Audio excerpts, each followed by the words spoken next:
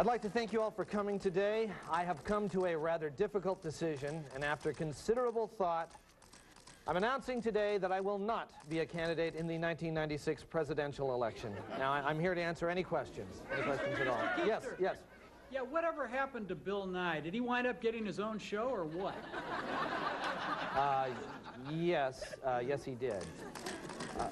Once again, let me emphasize that after a great deal of soul-searching and personal considerations, I have decided that I will not, I repeat, not be a candidate for President of the United States in the upcoming election year. Yes, yes. Are you and Tracy Conway married in real life? Because it seems like you guys... No, we're not. No, we're not. Actually, my actual wife, you might be interested to know, was very much against the idea of me running for President of the United States, and because of her wishes and other very personal reasons, I have made the painful decision not, and please don't misquote me on this, not to run for president. Any questions? Yes, yes. My brother is really, really funny, and I was just wondering if you guys were ever looking for... Hey, is this microphone working? Okay, look, I'm going to say it again, all right? My reason for not running for the President of the United States is very, very, very personal. Very, very private, okay? Would you like to know what that reason is? All right, I'm going to tell you. It's because I don't feel the passion. I don't feel the calling. I don't yet get the real sense that the people of this nation realize that they're on the threshold of a real opportunity, a chance to turn to a genuine non-politician named John Keister, someone who finally offers a real chance for change, someone who will give our children and our children's children an honest-to-gosh future to believe in. Now, I offer that possibility, and I'm willing to serve. I'm just waiting to hear the word. But until then, I'm telling you all, I'm not going to run. I'm not going to do it unless I hear just one hopeful voice, just one person cry out and say, "We need you, John. You're our last great hope. Please run. Please be our nation's leader."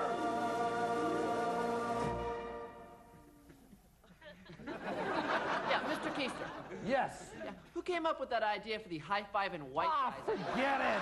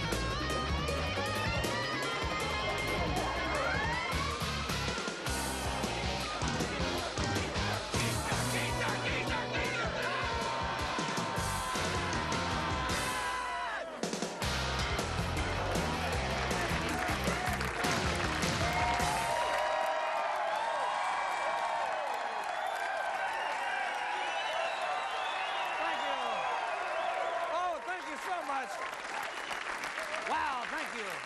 Oh, thanks so much. Thank you. You know, I got to tell you, boy, thank you very much for that, but boy, it's just, you know, you look at it's been a terrible week here in the Northwest. Terrible week for weather. I mean, you know, we just got to, our neighbors are just, oh, it's just terrible what's happening. The floods are here, and there's all sorts of trouble near the Skokomish, the Skykomish, the Snohomish, and the Stillaguamish rivers. Those are all Indian names. All, you notice they all end in ish, which is Native American for don't build a house here. It floods. It floods. Sounds like squish or fish. It's kind of onomatopoeia. We should have figured that out. Anyway, I always really thought that the floods were centered in around Enumclaw or Black Diamond or Kent, you know, but I guess I was mostly basing that on the length of pants that people wear around there, but that's not, that isn't it, apparently. The thing is, you got to say that those flood areas must be great places to live because people keep moving back there. You know, even they get washed away, they move back. But I guess if you want to buy a house there, though, I would check it out. You know, I mean, I would be really worried if I looked around the neighborhood and people in there, in the surrounding neighborhood had really wrinkled fingertips. If you saw that, I would say, I don't know. Or if the previous owner, if he keeps bragging about his lung capacity, that would be a tip-off. But I would say that it's probably more important to be aware of the early warning signs of flooding so that you can take the proper emergency procedures. Now, there's lots of warning signs that you should be familiar with. For example, your dog's legs look unusually short. That's a tip-off. People from Sultan are on TV. That's always a tip-off. There are lots of fish in your popcorn when usually there aren't any. Or the neighbor's plastic yard ornaments are floating by your nightstand. Or the Happy Meal toy at the local McDonald's is a snorkel. And finally, a King 5 van pulls up and Jim Foreman steps out. There he is. Oh. You don't want to see that. That's a very scary sight. You don't want to see that. Anyway, speaking of scary, there's all sorts of really new advertisements. You've probably seen a lot of the advertisements out for the big films that are coming, thrillers, suspenseful things. There's a lot of really exciting stuff coming your way, films for the holidays. And I think we have a preview of a really good one right now that we want to show you. Take a look.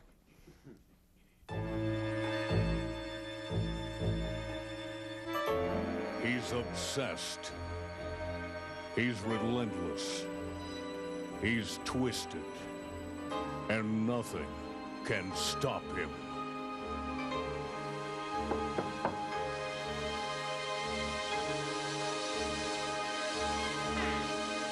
May I help you? May I help you? What are you doing? What are you doing? Quit it! Quit it! Oh! Ah! Slam! Copycat. I'm at the corner of 4th and Maynard. No, I'm in the corner of 4th and Maynard. Come pick me up before 2 o'clock. You come pick me up before 2 o'clock. Shut up, man! Shut up, man! I'm trying to talk. Knock it off! Knock it off! Jimmy? Jimmy? Jimmy? Jimmy? Put Jimmy back on the phone. Put Jimmy back on the phone. He's so annoying. He's such a dork. All right, smart guy. All right, smart guy. Freeze! Freeze! Look, I don't know what I'm going to charge you with. Look, I don't know what I'm going to charge you with, But I'll think of something. but I'll think of something. We're going out town. Come on, we're going down. Come on! Copycat. Now playing. Copycat. Now playing. Knock it off, would you? Knock it off, would you? I'm the announcer. I'm the announcer. Oh, come on. Oh, come on. Shut up! Shut up! Jerk! All right, stay with us because we've got a great show. We've got a great show. We'll be right back. We'll be right back. All right, the bit's over. Okay, the bit's over. We're just stopping now. We're just stopping now. Stop turning the left on me anymore.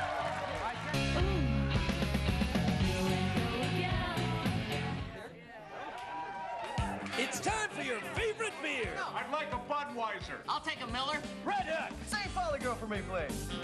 But when you're gonna have more than 8, there's only one name you need to know. Yes, beer. Ice brewed with the stuff you need to get the job done.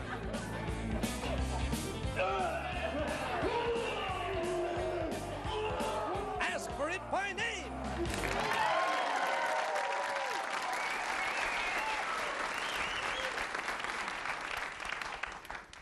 Okay, Mr. Hall, if you'll please just have a seat. The doctor will be with you shortly. Thank you. You're welcome. Hi. Hi. You here for a vasectomy? Yeah. Me too. How many have you had? Oh. None. You know how many I've had? 6. Oh. This is gonna be number 7. Well, why did you do that? Well, so I can't impregnate a lady. I mean, don't you know why you're here? No. Why did you have 6 vasectomies? Oh. Well, see, after the first one, I thought, what if it didn't work? You know, so I came back in here and I said, what if it didn't work? And they said, it probably worked. We think it worked. And I said, gee, I don't know. And they said, okay, if that's the way you feel about it. So they whacked me again. Now, Oh, I see. the third one was just stupidity on my part. Because, see, I'd completely forgotten about the first 2. I just zoned it. It completely went out of my head. And And so when they opened me up, I said, hey, wait a minute, I've done this before. I was so embarrassed, you know, and we all had a kind of a good chuckle about that one. Uh-huh. So, what happened with the fourth one? You have got a lot of nerve asking me about that. How dare you ask me about my fourth vasectomy? That is very personal. What are you, some kind of sicko? How would you like it if I asked you about your fourth vasectomy, huh? I'm sorry. Sorry, man. Now, my fifth vasectomy, that was an accident. See, I was going to get a massage, but out of habit, I came in here. You see, and then they said, the usual, and I said, you bet, and then whack, they got me again.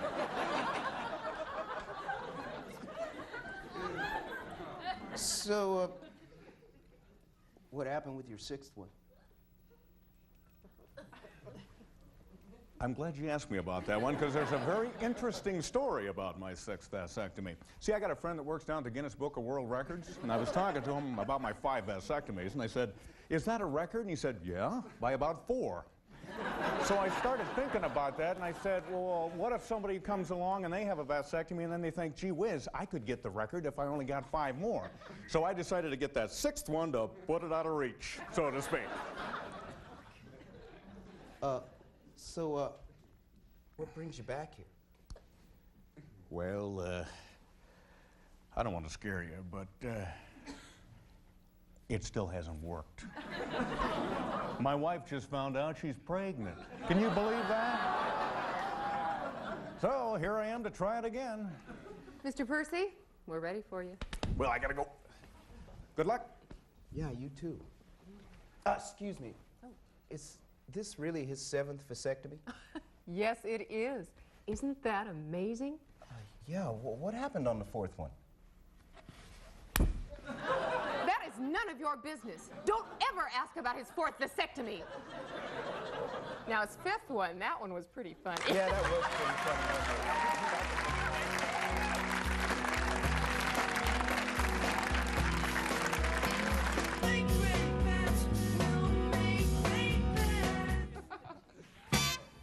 Get up off of that thing and dance to you daddy. Get up off of that thing and dance to Good evening. This is the Late Report. Well, a Florida judge threw out charges against Courtney Love for assaulting 2 boys at a concert with an official ruling that they were not exposed to any greater amount of violence than expected at a rock concert. The judge's unofficial ruling was, hey, you knew she was nuts when you bought the tickets. In light of the hearing, Courtney says that because of possible injury to herself, she will rethink diving into crowds at concerts. Instead, she'll end each show by dumping a large bucket of rocks on her head. Washington State University quarterback Chad Davis has been benched for the rest of the year because of his negative and unsupportive attitude. When Davis was asked about his punishment, he said, I don't care, they're just a big bunch of losers and their team sucks. Well, the weather has certainly been big news this week, and I believe we have a live report. Well, it sure is chilly and damp here today. It's kind of a day where a nice raincoat like this is appropriate. And yet, Tim, you're wearing a thin wool sweater. Why, yes, I am, Jim. This thin wool sweater is made out of 100% virgin Irish wool. And speaking of Irish wool, Sally has a report on sheep. Sally? Thanks, Tim. Sheep in Ireland are a sturdy bunch, and one of the reasons for that is the type of grass that they feed on. But there is another kind of grass that is causing problems in the inner cities of America today. Dale has that report. Dale? Thank you, Sally. Grass. A word that has more than one meaning. And that can be frustrating if English is your second language. Tammy has more. Tammy? Thank you, Dale. The language barrier is a problem for some, but the Great Barrier Reef is a challenge to all. For that story, we go down under to Jason. Jason? Thank you, Tammy. Deep sea diving is a thrill, but not for everyone. Carl? Jason, the phobia of water is nothing to laugh at, although laughter can be good medicine for other ailments. Susie?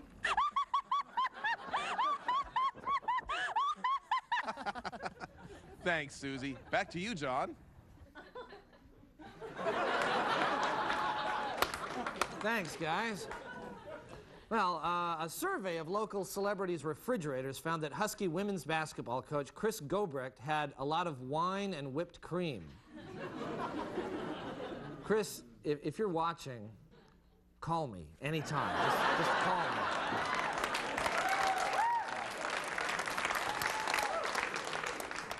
A silent auction in December to sell the props from Seattle Opera's The Ring will include Siegfried's sword, Hagen's drinking horn, and the Mimes poison canteen. Now, they don't know how much money they'll make, but anything that mentions mimes and poison together should bring in a bundle.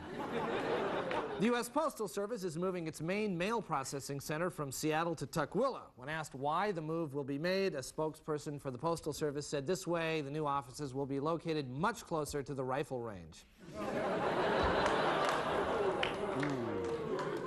Well, the 4th annual Coffee Fest was held at the Convention Center last weekend, and Nancy Guppy was there. Here's her report. Thanks, John. You know, the 4th annual Coffee Fest was a huge success and so much fun, too. I mean, there were coffees from places all over the world, places like South America and Asia and Africa and Australia and Alaska. And what did I say, Alaska? I don't know why I said that.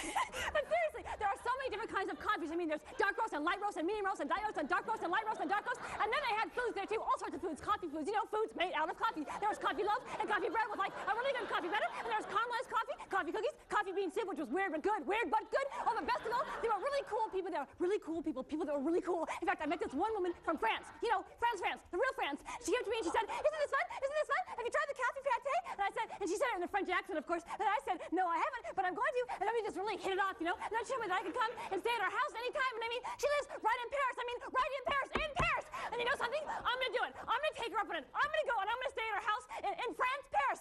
In fact, maybe I could go even like at Christmas time because, you see, we have time off at Christmas. How many weeks off do we have for Christmas? How many weeks off? How many weeks off? I don't know. How many weeks off do we have at Christmas? I don't know. Oh, my God. Oh, my God, it's the middle of November. I've got to book my flight right now because Christmas is the most popular time of year to fly. And if I don't get my ticket right now, I won't be able to go. And I would be so sad if I couldn't get on the flight to France. It would be so sad. Oh, my God. Okay, calm down. Calm down. Okay, breathe. I just need a phone. I need a cell phone. I need a phone. I need a phone. Anybody have a phone? I need a phone. I need a cell phone. I need a call. I need a phone. Oh, my God. Oh, my God.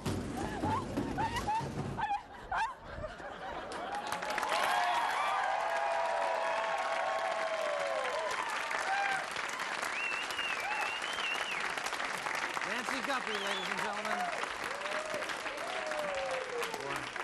I'd like to take a long car trip with her right around now. Finally, the Washington State Lottery scratch tickets to pay for the new Mariners Stadium will go on sale February 19th. The Mariners will resume their scratching sometime in early April. This is the Late Report. Don't go away. We'll be right back.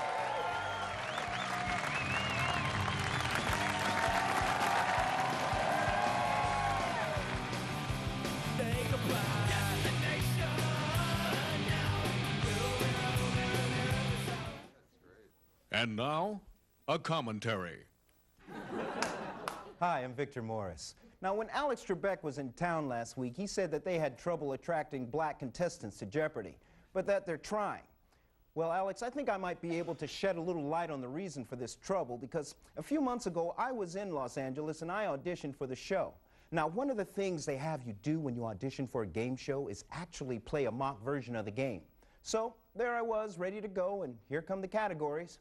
They were the songs of John Tesh, Lexus facts, things that are plaid, fjords, sunburn remedies, and Idaho. Yeah. Now, it occurred to me that all these categories seemed a little, well, how should I say it, Caucasian? I mean, how many African Americans have you seen driving a Lexus? I mean, it's just not the kind of car that we choose. So I mentioned this to the producers, and I have to say, they were really cool about it, and they said, "Victor, you're absolutely right." And they went and reworked the category so it read, "Top 10 items to steal out of a Lexus." Hey, come on now, you know, it's not their fault, they just didn't get it, you know what I'm saying? Like, if they had changed it to large American automobiles of the 70s, I would have cleaned up. Now, if at some time I could have given a little answer like, "What is sweet potato pie, Alex?" then, you know, I'd be a winner.